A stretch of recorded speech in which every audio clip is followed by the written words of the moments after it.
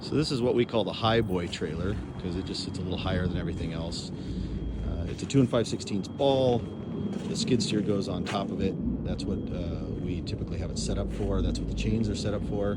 We can put the excavator on it, but it's tricky to load and unload. I have another video on unloading this thing, and you can see how you use the bucket to balance it because it does have a tipping point. Unloading it, you can fall through if you're not wearing the seat belt. Loading it up, the tracks will start to slip coming up that ramp because it's pretty steep.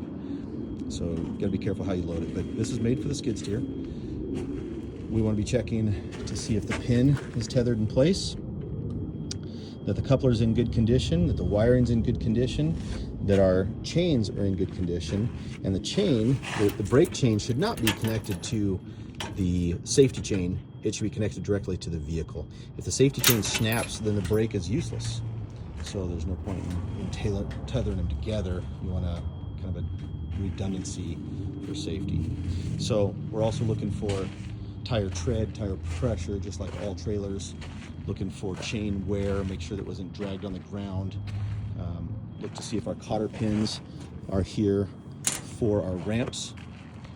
On this particular trailer, you have a couple little white spots that we painted on there. That's just a guide where the ramp goes to space them for the tracks of the excavator or for the tires of the skid steers. So looking at all these little things, the ramps get bent. That's actually from having the ramps too steep. You notice the trailer is flat right now.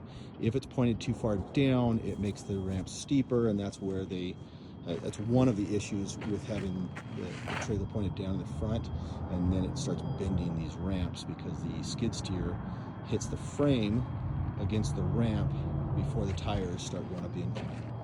So we're checking for damage there. We should be charging them if they're dragging something across our ramps and doing bends like that. To replace these ramps is going to be in the hundreds. So we're also checking lights, make sure all of our lights are properly wired, which wire nuts are not properly wired, so we need to fix that. But we're checking lenses, making sure they're intact, making sure the lights work. Again, tires and tread, and make sure our arms and our binders and everything are intact. And that's about the extent of that. Oh, make sure that the tongue jack is also functioning and intact.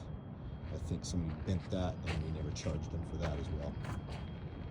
And that should be the Highboy trailer.